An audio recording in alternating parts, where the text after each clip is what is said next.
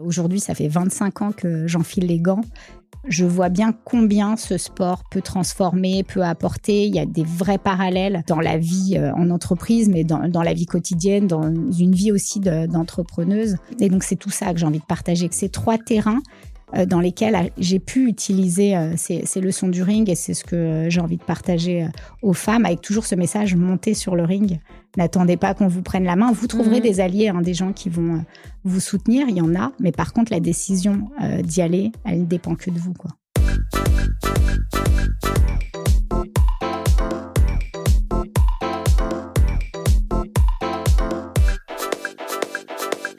Bonjour à toutes et tous, bienvenue dans Femmes de défi. Je m'appelle Léa Lucas, je suis journaliste pour le magazine Courrier Cadre et je suis ravie de vous retrouver dans cette 4e saison de Femmes de défi, le podcast pour cultiver l'audace. Tous les mois, j'ai le plaisir de recevoir des femmes leaders dans leur domaine et plus précisément dans le monde du business.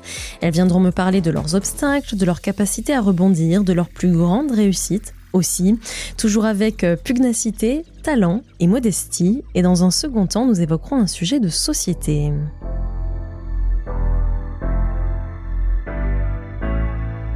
Dans ce nouvel épisode, j'ai le plaisir d'échanger avec Sarah Ourahmoune, la boxeuse la plus titrée de l'histoire en France. Issue d'une famille modeste, elle est la première femme à avoir poussé à 14 ans seulement la porte d'une salle de boxe, puis à avoir disputé des compétitions en haut niveau, jusqu'à devenir championne de France, du monde et vice-championne olympique à Rio en 2016.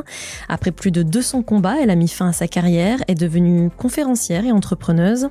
À la tête désormais de Boxer Inside Club, elle dirige le programme Les Puncheuses à destination des femmes qui aspirent à transformer le ring en terrain d'émancipation.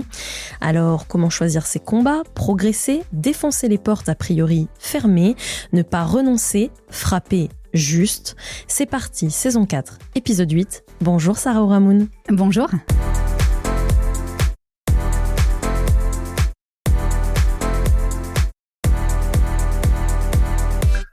Merci d'être avec nous aujourd'hui. Alors, pour ne pas perdre une minute, pour entrer tout de suite dans le vif du sujet, quel a été le plus grand défi au cours de votre carrière ? Waouh, j'ai eu plein de défis, à la fois dans ma carrière sportive et puis après dans mes projets professionnels, entrepreneuriaux. Je pense que le défi commun, ça a été à chaque fois de réussir mentalement à me relever après des périodes compliquées ou après des gros échecs, des grosses déceptions. Je pense notamment à ma non-qualification aux Jeux de Londres en 2012, où finalement le plus dur, ça a été dans la tête, de me dire j'en suis capable, je peux, me dire que il fallait pas que je m'en veuille d'avoir échoué.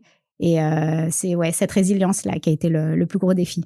Alors pour revenir d'abord à vos débuts, votre premier entraîneur, Saïd, a joué un rôle décisif dans votre envie déjà de faire de la boxe. Vous aviez 14 ans seulement, aucune femme ne pratiquait cette discipline, et ensuite de progresser.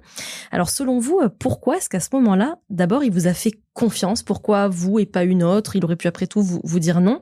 Et surtout après, dans un second temps, comment est-ce que vous vous en êtes émancipé de ce mentor? Je crois que déjà Saïd n'a pas eu peur de m'accepter dans sa salle de boxe. On était en 96 et à cette époque, il y avait très peu de femmes et de jeunes filles dans les salles d'entraînement. D'ailleurs, la boxe était interdite aux femmes en compétition. On a pu boxer vraiment que en 99. Mais lui avait monté un programme de boxe scolaire. Donc, il avait l'habitude d'entraîner en mixité. Il recevait des classes de CM2 dans sa salle. Et quand je l'ai rencontré pour la première fois, on a échangé. Enfin, moi, il me parlait d'escrime des poings, de noble art. Et je me disais, mais c'est complètement dingue. La boxe, c'est juste des coups de poing. Faut se frapper dessus. Enfin, ça m'attirait pas du tout. Et c'est vrai qu'il a commencé à m'expliquer tout le jeu stratégique de ce sport, le volet mental. Et j'ai eu très vite envie de découvrir. La curiosité m'a donné le courage d'enfiler les gants. Et je me suis engagée, j'étais très sérieuse sur les entraînements, j'aimais ça. Enfin, vraiment, c'est un sport pour lequel j'ai tout de suite eu beaucoup de passion. Je suis tombée amoureuse de la boxe dès mes premiers pas. Et le fait que je sois très engagée, je crois que ça a montré à Saïd que j'avais envie. Ça l'a motivé aussi parce que c'était quand même un challenge pour un entraîneur d'avoir une femme dans son équipe.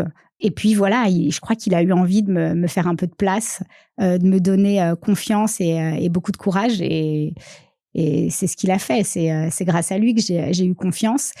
Et je me suis émancipée de lui à partir du moment où j'ai fait de la compétition, parce que 99, c'est l'entrée des femmes en compétition, mais c'est aussi la création de la première équipe de France féminine de boxe. Et donc, je me suis retrouvée avec d'autres entraîneurs à évoluer à l'international et donc à être contrainte, en tout cas, de boxer sans lui et de faire sans lui, de plus avoir cet homme de coin qui était là pour me souffler un peu des conseils et m'aider à trouver les stratégies. Il fallait se débrouiller seul. Et c'est vrai qu'il m'avait bien formée et surtout, il m'avait tellement donné confiance que quand je partais en compétition sans lui, je me disais...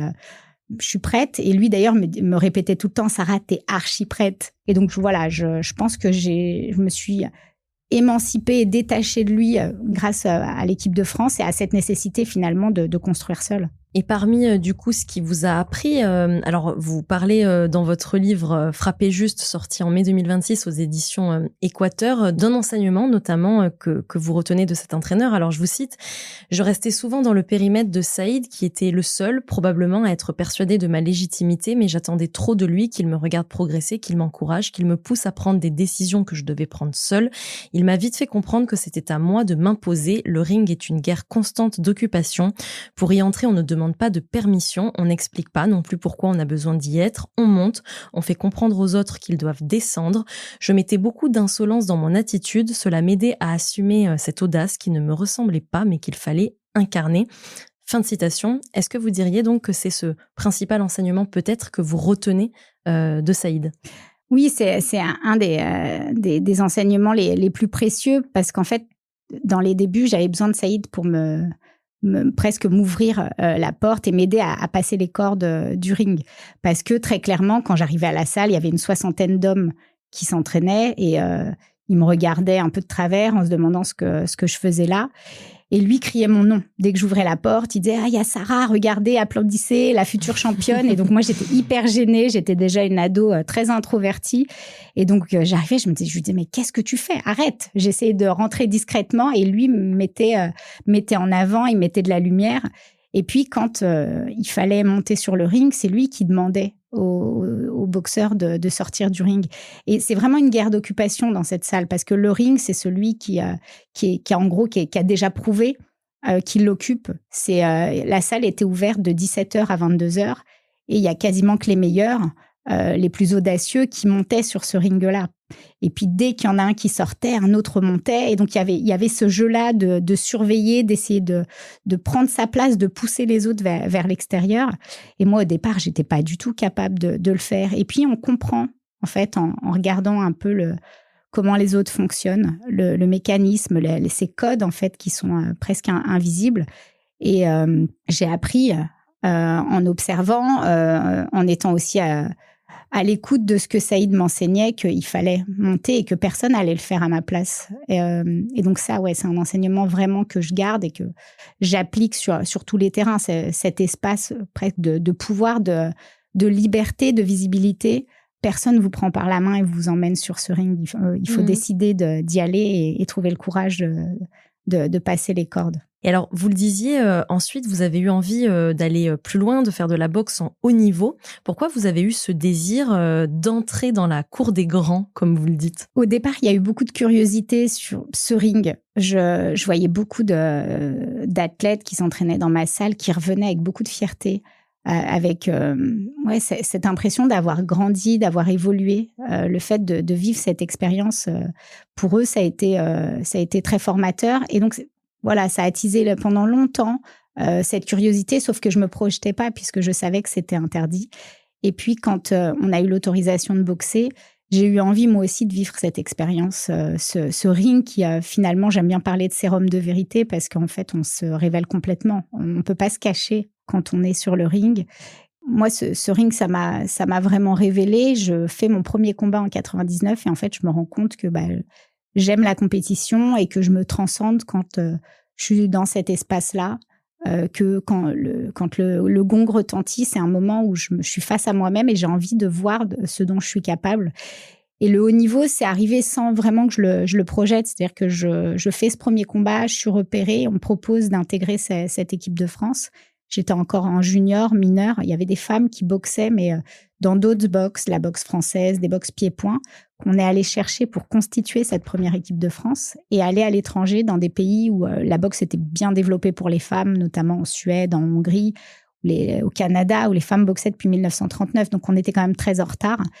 Et puis, une fois que j'ai côtoyé ces femmes-là qui avaient beaucoup plus d'expérience, j'avais envie de voir si j'étais capable, moi aussi, de faire des beaux combats. Et premier titre de championne de France, j'ai eu envie d'aller un peu plus loin. Et puis, voilà, c'est de fil en aiguille, je gagnais des combats et je me disais, OK, c'était super. Il y a des choses que j'ai bien faites, d'autres moins. J'ai envie de m'améliorer et de voir jusqu'où je peux aller. Et puis après, c'était un virus. Je suis rentrée dans un espèce de schéma de performance où j'adorais ça. J'adorais monter sur un ring. C'est addictif presque. Complètement. Et comme vous dites, vous êtes transcendé par le moment parce qu'en fait, cette discipline oblige aussi à être dans l'instant présent, à canaliser ses émotions et en fait à faire complètement abstraction de ce qu'il y a autour. Sinon, on reçoit des coups. Complètement. Parce qu'on n'est pas suffisamment vigilant et concentré. En fait, c'est assez paradoxal parce qu'il faut être dans sa bulle, concentré sur soi, sur sa stratégie, être dans l'observation de son adversaire.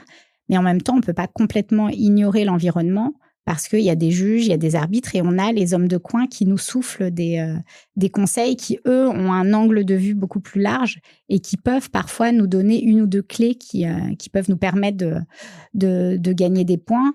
Et donc, il faut réussir à capter des voix qui sont positives pour nous et occulter les autres qui vont parfois être pour le camp adverse ou des mots qui vont pas forcément nous aider, des critiques. Moi, les premiers combats, on entend quand le public découvrait pour la première fois des combats de femmes, on entend des choses qui font pas plaisir. Et donc, il faut être capable de se protéger de tout ça.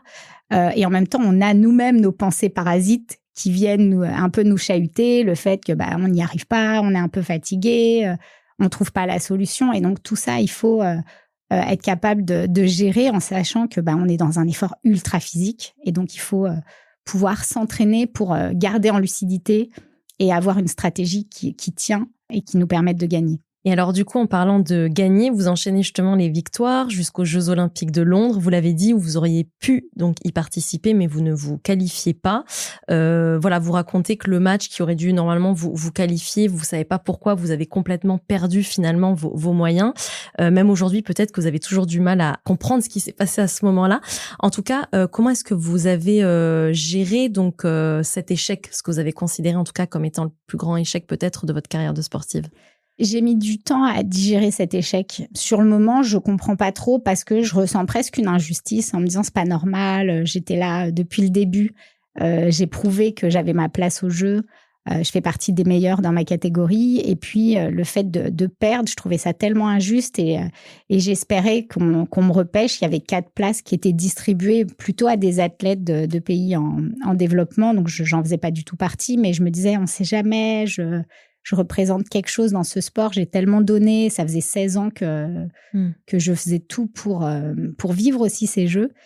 Voilà, et rien ne s'est passé. Les Jeux de Londres ont eu lieu sans que je les regarde. J'ai pas réussi. Et puis, je décide de raccrocher complètement les gants. J'ai continué à m'entraîner secrètement jusqu'à l'ouverture des Jeux en me disant on sait jamais si on m'appelle, je serai prête.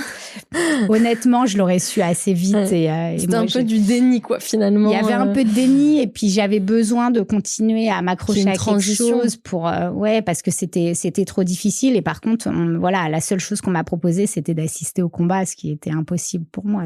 J'aurais jamais pu aller à Londres et regarder les autres sur ce ring. Mais voilà, j'ai eu besoin de temps. Et puis après, je suis devenue maman et c'était un projet que j'avais repoussé pour la boxe. En 2008, je deviens championne du monde. Je veux m'arrêter parce que j'estime que j'ai fait le tour de mon sport. Et puis, j'avais ce désir de maternité, envie de me construire professionnellement loin des rings parce que ça me prenait quand même beaucoup de temps. Ça restait un sport passion. Et on nous annonce les Jeux de Londres. Et donc, je repousse tous mes projets à 4 ans parce que je savais que ça allait être très compliqué de gérer la préparation olympique. Enfin, une grossesse, pour moi, c'était inimaginable. J'avais pas à l'époque de référence pour me dire je peux m'arrêter et reprendre. Et donc, j'ai mis quasiment 2 ans à ruminer cette défaite. Et en même temps, ça m'a permis de comprendre un peu ce qui s'était passé sur ces 8 minutes sur le ring. Je passais complètement à côté. Tout à l'heure, je parlais des pensées parasites. Et ben, c'est ça. Moi, j'ai eu plein de pensées parasites, beaucoup de peur. J'étais dans le futur. Qu'est-ce qui se passera si j'y arrive pas? Et ça fait 16 ans. Il y a tellement de gens qui croient en moi, qui m'ont accompagnée pour pouvoir me qualifier aujourd'hui. Et donc, les 8 minutes sont passées et je trouvais pas la solution. Et pourtant, c'était une adversaire que j'avais déjà battue. Et donc, je savais comment il fallait que je la prenne, mais trop de pression. Ouais, j'ai eu un sentiment très bizarre en arrivant sur ce ring. Je savais plus. En fait, je ne savais plus ce qu'il fallait que je fasse, et j'ai essayé de me raccrocher au fait que j'avais de l'expérience en me disant, mais Sarah, mais ça fait 16 ans, ça reviendra automatiquement. C'est des automatismes, oui. Sauf que c'est jamais revenu. Vraiment, j'étais à côté de mon combat. Et donc voilà, il a fallu un peu de temps et surtout la prise de conscience qu'il y avait un aspect sur lequel j'avais pas du tout travaillé, c'était l'aspect mental. Tout à l'heure, je parlais de la résilience en introduction, c'est vraiment ça, c'est de se dire comment le mental aurait pu m'aider à passer ce cap-là. Moi, je pensais que j'étais solide, je me disais, je suis une compétitrice, j'ai déjà participé à plein de championnats, Europe, monde, bon, je sais gérer la pression, sauf que ce jour-là, précisément, j'ai pas réussi. Et je me suis dit qu'il fallait absolument que je travaille sur ce champ-là, que l'aspect physique, de toutes les façons, quand on va au jeu, on est prêt. Voilà, j'avais 4 rounds de 2 minutes, j'allais les faire à 200 à l'heure s'il le faut, mais je les ferai. C'est mathématique, j'ai une prépa physique, je la suis, il n'y a pas de raison que j'y arrive pas. Je me disais, sur l'aspect technique, tactique, je vais continuer à m'améliorer, mais après 16 ans, je maîtrisais quand même assez mon sujet. Je me disais, je sais boxer, donc il n'y a pas de raison. Par contre, le volet mental, il y a un champ que j'ai pas du tout exploré, qui est infini. Et donc, j'ai décidé d'investir là-dedans en me disant c'est ça qui allait peut-être me permettre de me qualifier pour les Jeux d'après, donc les Jeux de Rio en 2016. Et c'est ce que j'ai fait. J'ai beaucoup investi le champ mental pendant 2 ans. Et finalement, c'est ça qui vous manquait sans le savoir. Et finalement, c'est l'échec qui vous a permis aussi cette prise de conscience. Alors peut-être d'un mot, le fait justement d'être devenue maman. Et finalement, donc vous avez remis les gants, vous avez... Finalement, c'était pas prévu, mais préparé donc les Jeux Olympiques de Rio en 2016, en 2 ans seulement. En quoi le fait d'être devenue maman, ça vous a peut-être aussi permis de trouver cette force physique et mentale qu'il fallait retrouver pour être prête pour les Jeux de Rio?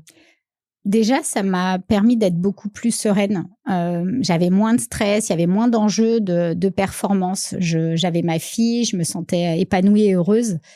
Et ça m'a permis de retrouver le plaisir des débuts. Je me suis très vite rendu compte que finalement, sur ma fin de carrière, le plaisir, c'était juste le podium, la Marseillaise, la médaille, et que j'étais heureuse qu'à ces moments-là, et que très vite, je basculais sur un objectif, je célébrais très peu, j'accueillais vite cette médaille, j'étais contente sur le podium, je faisais un petit sourire, une photo, et très vite, je switchais sur le prochain combat, le prochain titre. Et là, elle m'a permis de me rappeler les débuts, pourquoi je voulais monter sur un ring, pourquoi j'étais là, pourquoi je voulais retourner au combat et pourquoi je me fixais cet objectif de Rio. Et finalement, j'ai réappris à jouer sur ce ring, à m'amuser en mettant en place des stratégies, en jouant avec les adversaires, ce que j'avais perdu en fait sur la fin parce que je voulais du résultat.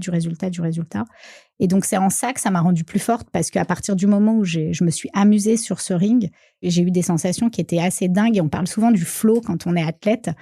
Et ce flow-là, cette sensation de maîtriser, de voir clair sur le ring, je le ressentais plus. Et là, c'est revenu. Et vraiment, c'est ce plaisir qui a été un vrai moteur pour tenir ces 2 années de préparation qui étaient hyper intenses, hyper stressantes. Parce que fallait prendre des décisions très rapides. J'avais plus de temps. 2 ans, pour une préparation olympique, c'est extrêmement court. Et est-ce que vous pourriez dire du coup aujourd'hui que cette médaille d'argent, c'était enfin cette marque de reconnaissance, d'accomplissement que vous attendiez tant? Peut-être d'avoir atteint une certaine forme de sommet dans votre discipline et dans ce vers quoi vous vouliez tendre en fait au départ. En tout cas, c'est une médaille qui m'a permis aussi de me remercier ces 20 ans d'engagement, d'entraînement. Ça m'a aussi permis de tourner la page avec beaucoup de fierté et de sérénité parce que c'est jamais facile d'arrêter une carrière. Il y a toujours cette peur de perdre son identité, de qu'est-ce qui se passera après. En fait, j'ai été nourrie par ce sport pendant 20 ans.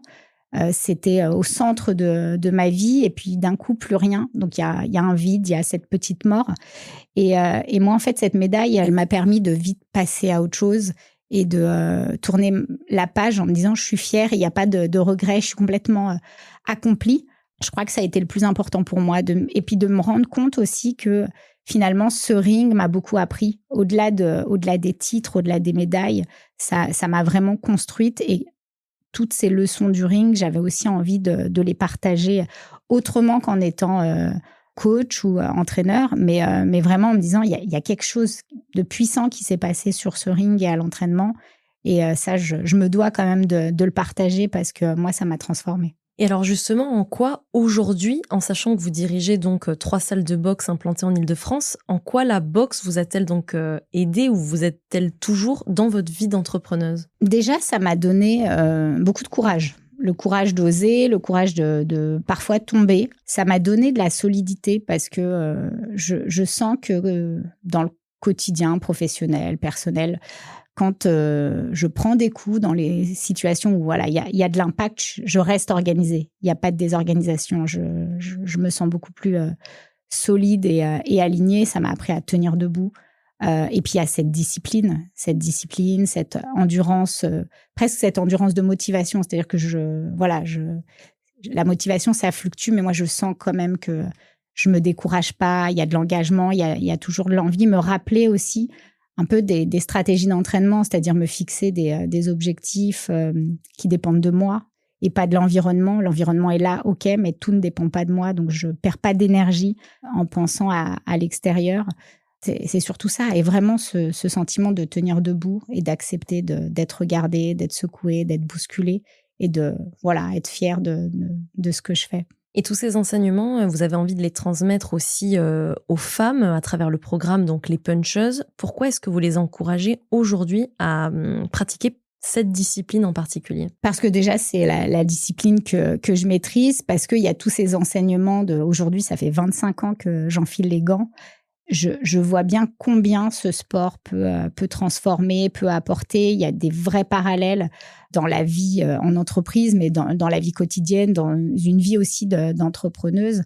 Et donc, c'est tout ça que j'ai envie de partager. Quand dans mon livre, je parle par exemple de choisir ses combats. Moi, je raconte des moments où j'ai refusé des combats dans ma carrière, et ce que ça m'a apporté, le fait de aussi choisir, parce qu'il y a des combats ou des projets dans lesquels on va peut-être perdre plus et on va jamais revenir aussi forte, aussi solide. Donc voilà, il y a plein de parallèles comme ça que j'ai eu envie de partager, parce qu'il y a du recul, parce qu'il y a différentes expériences à la fois sur le ring, dans l'entrepreneuriat, mais aussi dans des instances décisionnelles du monde du sport, de l'entreprise. Il y a voilà, ces 3 terrains dans lesquels j'ai pu utiliser ces leçons du ring, et c'est ce que j'ai envie de partager aux femmes, avec toujours ce message: montez sur le ring, n'attendez pas qu'on vous prenne la main, vous trouverez des alliés, des gens qui vont vous soutenir, il y en a, mais par contre la décision d'y aller, elle ne dépend que de vous, quoi.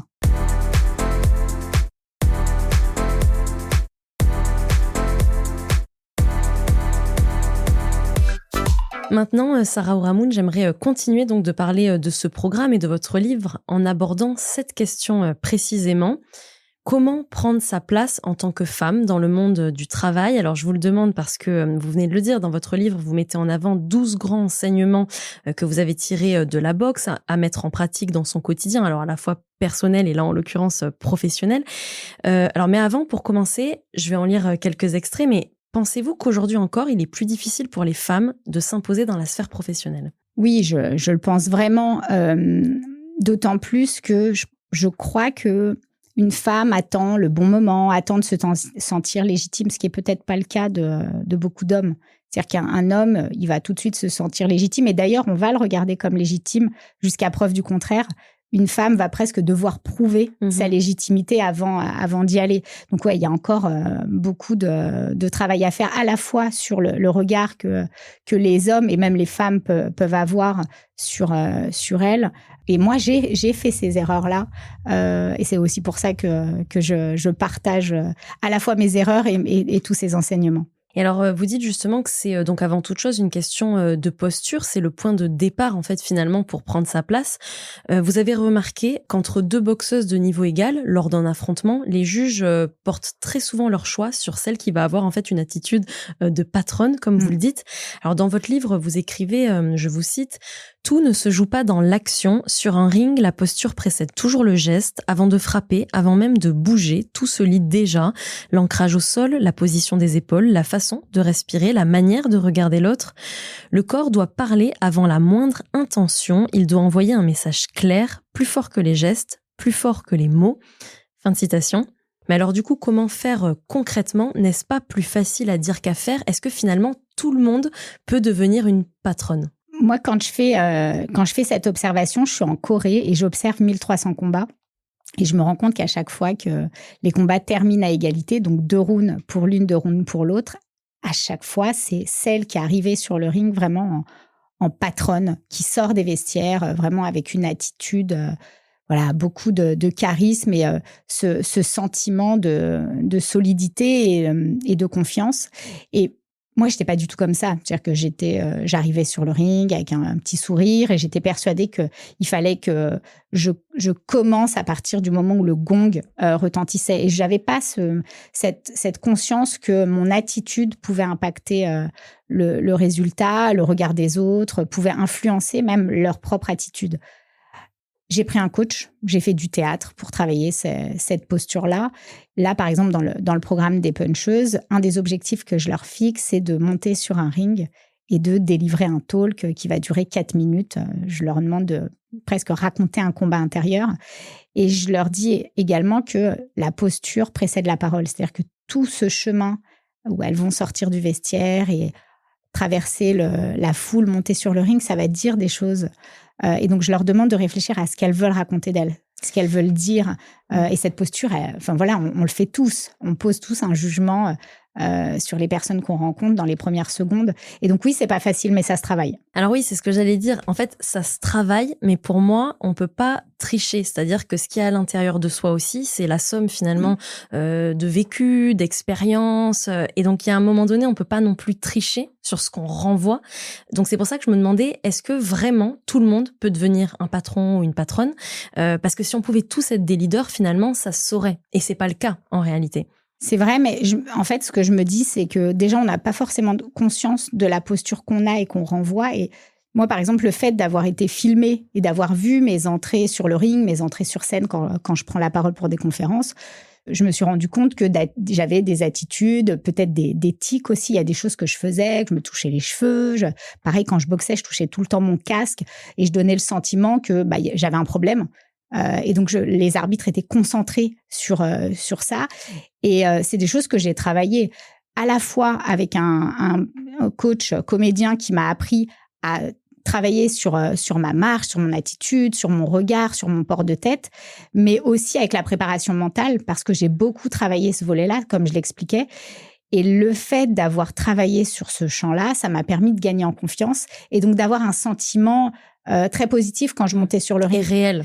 Ouais, et en fait, donc ça se ressentait. Si je vous raconte un truc, quand je pars au tournoi de qualification, j'avais pendant des mois et des mois travaillé sur ma posture et sur l'attitude que je devais avoir sur le ring. Les modes de jugement avaient évolué et ma boxe d'avant ne correspondait pas à la boxe, enfin aux critères de jugement pour les Jeux de Rio. Et donc, je devais travailler une boxe beaucoup plus offensive, ce qui n'était pas mon cas parce que moi, je travaillais que en contre-attaque. C'est-à-dire que j'observais, j'attendais la faille et j'y allais. Et donc là, j'étais pénalisée si je restais sur cette boxe, sauf que c'est celle que je savais faire et c'est celle qui était efficace. J'ai juste travaillé sur mon attitude, c'est-à-dire que je bougeais, je me plaçais avec une posture très offensive, très agressive, en avançant et en me rapprochant de mon adversaire. Et juste cette attitude-là donnait le sentiment que j'étais dans une posture d'attaque. Sauf que c'était pas du tout le cas. J'étais toujours en observation, mais avec une attitude un peu différente. Et donc, pour travailler cette attitude-là, j'ai beaucoup travaillé sur des images de tigresse qui protégeait ses enfants. C'est l'image qu'on avait choisie avec mon préparateur mental. Et quand je suis arrivée au tournoi de qualification olympique, quand je suis sortie des vestiaires, j'avais cette image en tête et j'ai eu un sentiment bizarre qui avait au-dessus de moi un espèce de tigre qui me portait. Et j'ai eu une énergie en me disant, mais ouais, je suis là et c'est pour moi aujourd'hui, je vais y arriver. Et donc, c'est vraiment le champ mental, c'est assez dingue. Quand on commence à l'explorer. Et voilà, moi, ça m'a permis d'avoir une posture différente et d'y croire. Et le fait d'y croire, je pense que je transpirais quelque chose de fort. Et je l'ai vu dans le regard de mes adversaires que, voilà, il y avait quelque chose qui avait changé. Mais c'est vraiment dans le regard des autres que j'ai pu en prendre conscience. Et alors, le deuxième enseignement, s'il fallait en retenir un deuxième, ce serait, selon moi, donc se mettre en mouvement, d'être dans l'action. Alors, vous écrivez, je vous cite, « L'immobilité nous place en position de subir notre environnement immédiat, les décisions des autres, leur rythme, leurs urgences. Être en mouvement, ce n'est pas s'agiter, c'est refuser de se figer par peur, par attente ou par confort. Plus on décide d'agir, plus on a envie d'agir. Le mouvement est un risque, mais ce qu'il donne, c'est la liberté. » Fin de citation. Alors, à nouveau, je vous pose la question, comment concrètement sortir de l'inertie, faire le premier pas vers ce qui nous attire le plus, en sachant qu'on le sait, le premier pas, c'est peut-être le plus difficile en réalité. C'est souvent le plus difficile et moi, je me dis souvent en fait que c'est dans l'action que je vais trouver le courage. Il y a des fois où, voilà, moi aussi, j'ai peur de faire des choses et c'est vraiment cette mise en mouvement, le fait d'oser faire, d'y aller, de pas attendre que ce soit parfait, ne pas attendre de me sentir prête pour y aller. C'est en faisant que j'apprends et que finalement j'ai moins peur et je gagne confiance. On le dit souvent dans le milieu de l'entrepreneuriat, faut pas attendre le produit parfait, le service parfait pour se lancer. Il faut tout de suite aller au contact, bouger pour pouvoir justement mieux percevoir l'environnement, mieux comprendre les besoins et être agile. Donc voilà, c'est pour ça que je dis aussi monter sur le ring, allez-y, n'attendez pas. Et puis finalement, quand on le fait, on apprend sur soi, on apprend sur le projet qu'on veut mener et on progresse. Et puis sur le ring, en fait, c'est venu du ring. Une leçon du ring, on nous dit toujours une cible immobile, c'est une cible qui est très facile à toucher, finalement qui est en danger. Et donc il faut bouger. Il faut bouger pour observer tous les angles et pouvoir ajuster sa stratégie. Et donc c'est vraiment de là que ça vient. Et alors pour résumer cette partie par rapport à la question de départ que je vous posais, est-ce que vous pensez que finalement, vous dites qu'en entreprise, les femmes sont plus en mesure de recevoir des coups que d'en donner finalement. Donc est-ce que selon vous, elles doivent beaucoup plus assumer le fait de porter des coups et finalement sans culpabilité ou enfin je sais pas ce qui les retient finalement de porter des coups, mais est-ce que il faut se désinhiber par rapport à ça? En tout cas, ce que je vois sur les entraînements de boxe, c'est exactement la même chose. C'est-à-dire que quand j'entraîne des hommes, il y a beaucoup moins cette gêne de délivrer un coup et de toucher l'autre. Chez les femmes, ça va être, j'ai pas peur de recevoir, mais par contre, j'ai peur d'en donner. Moi, j'ai pas eu ce sentiment-là. Quand j'ai commencé la boxe, je me disais, si j'en donne pas, je vais en prendre, donc autant en donner. Je pense que c'est pareil, ça se travaille. C'est cette posture d'être plus dans l'attaque que dans la défense.